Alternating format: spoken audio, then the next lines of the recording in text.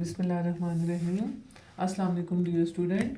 आज हम क्लास 10 की एक्सरसाइज नंबर 4.2 का क्वेश्चन नंबर 3 सॉल्व करेंगे। ठीक है, तो सबसे पहले देखें हमने क्या चेक करना है कि हमारी फ्रैक्शन प्रॉपर है या इम्प्रॉपर। ठीक है, उसके लिए देखें नोमिनेटर को हमने देखा तो इसमें x की हाईएस्ट पावर क्या थी 1 और डिनोमिनेटर में 2 और 1 है। जब ये ओपन होगी तो ये 3 बन जाएगी। ठीक है, तो ये एक प्रॉपर फ्रैक्शन है। ठीक है, उसके बाद हमने क्या करना है कि फैक्टर्स को देखना है कि इनकी फैक्टराइजेशन पॉसिबल है या नहीं। ठीक है, तो हम देखें ना इसकी फैक्टराइजेशन पॉसिबल है ना इसकी। क्यों नहीं पॉसिबल? देखें अगर दो फैक्टर हों तो उनकी फैक्टराइजेशन कब पॉसिबल है कि वो दोनों कंप्लीट स्क्वायर हों और उनके मिड में माइनस का साइन हो।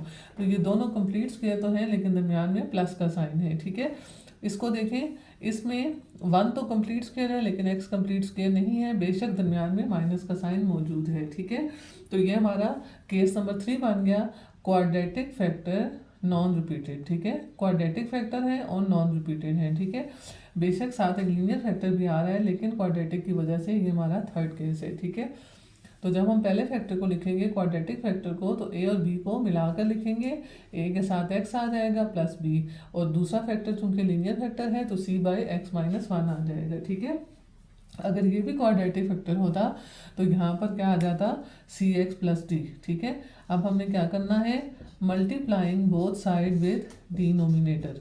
ठीक है, multiplying both side with denominator. ठीक है, ये हमने दोनों साइड्स को मल्टीप्लाई किया।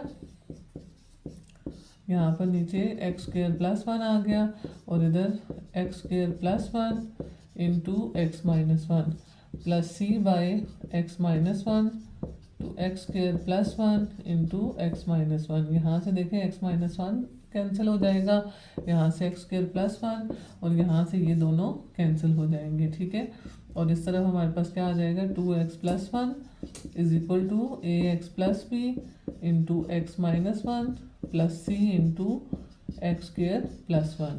ये हमारी कौन सी इक्वेशन होगी? Equation number 2।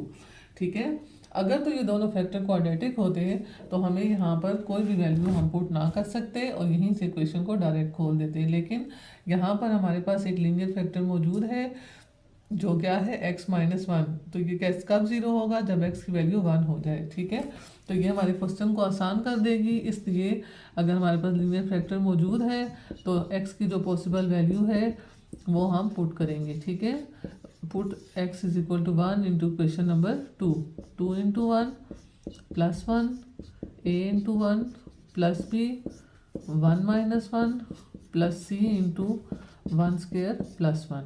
ठीक है, ये 1 - 1 की वजह से पूरा फैक्टर 0 हो गया और यहाँ पे क्या आ जाएगा 2 + 1 ये 0 और 1 का स्क्वायर 1 + 1। ठीक है, इस तरफ क्या आ गया 3 और यहाँ पर आ गया c इंटू 2। ठीक है, तो c की वैल्यू हमारे पास क्या आ जाएगी 3/2। ठीक है, c की वैल्यू हमारे पास क्या आ गई 3/2। ठीक है, मैं इसको साइड में लिख लेती हूँ और बोर्ड को यहाँ से रब करते हैं और दोबारा से क्वेश्चन नंबर 2 पे जाते हैं। ठीक है, अब हमने क्या करना है, क्वेश्चन नंबर 2 को ओपन करना है। आपने यहाँ से आगे से स्टार्ट करना है। ठीक है, तो मैं यहीं से इसको करती हूँ एक्सपेंडिंग इक्वेशन नंबर 2। देखिए ax इन दोनों फैक्टर से मल्टीप्लाई होगा, ax² - ax आ जाएगा, b जब मल्टीप्लाई होगा तो bx - b आ जाएगा प्लस cx² + c। ठीक है, ये 2x + 1 इसी तरह नीचे आ गया। अब लाइक टर्म्स को इकट्ठा करते हैं, ax² के साथ लाइक टर्म क्या है cx²।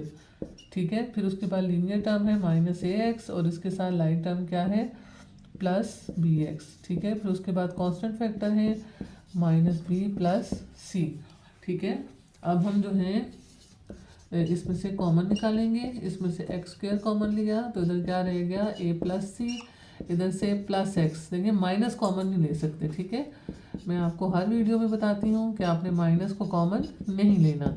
ठीक है, अब हमने क्या करना है, equating coefficient on both side. ठीक है, देखें इस तरफ x² का कोफिशिएंट कोई भी नहीं है यानी कि 0 और इधर x² का कोफिशिएंट क्या है a + c। यह आ गई आपके पास इक्वेशन नंबर 3। ठीक है। इसके बाद यहाँ पर x के कोफिशिएंट को कंपेयर करते हैं। यहाँ पर x का कोफिशिएंट है 2 और उस साइड पर क्या है -a प्लस b। ये आ गई इक्वेशन नंबर 4, ठीक है। उसके बाद यहाँ पे कांस्टेंट फैक्टर है 1, ठीक है, और यहाँ पर कांस्टेंट क्या है -b प्लस c। ये आ गई आपके पास इक्वेशन नंबर 5, ठीक हो गया।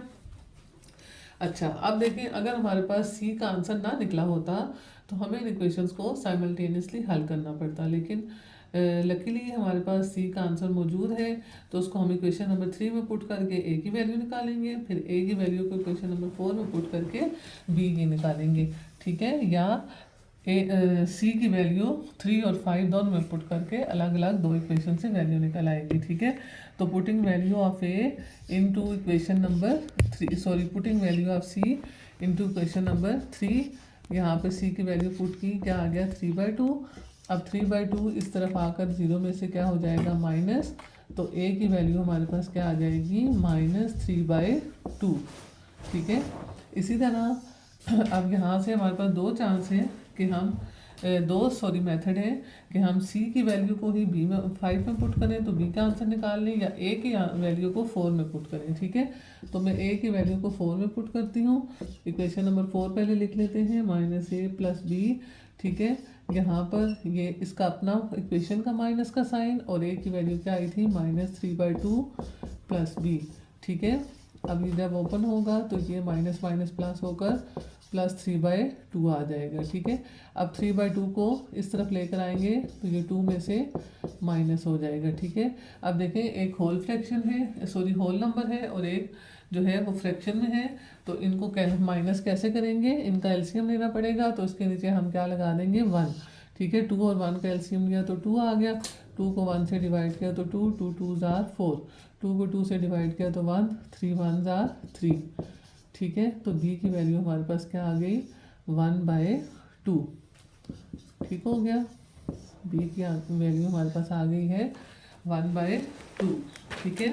अब आपने क्या करना है, putting value of a b and c into equation number 1, यहीं से नीचे आपने इक्वेशन नंबर 1 लिखनी है और a b c की वैल्यू इक्वेशन नंबर 1 में डाल देनी है, ठीक है।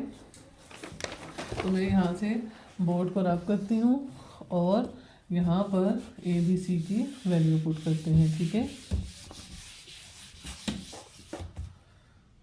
a की वैल्यू हमारे पास आई थी -3/2 इंटू x, और b की वैल्यू आई है 1/2, और नीचे क्या आ गया x² + 1, और c की वैल्यू आई है 3/2 और नीचे है x - 1, ठीक है। अब देखें, इन दोनों के डिनोमिनेटर में 2 है, तो इसका एलसीएम लेंगे तो 2 आएगा और 2 नीचे आ जाएगा, ठीक है। जब सेम वैल्यू हो, दोनों वैल्यूज़ के जो है वो डिनोमिनेटर में सेम नंबर हो, तो एलसीएम वही आता है और ऊपर वाली वैल्यूज उसी तरह आ जाती हैं, ठीक है। तो यहाँ पे -3x + 1 आ गया, ठीक है। और इसी तरह ये 3 इधर ही रहेगा और 2 नीचे इसके साथ लिख लेंगे, ठीक है। तो ये हमारा आंसर है। आप इसको मुख्तलिफ मेथड से भी अरेंज करके भी लिख सकते हैं। Thank you.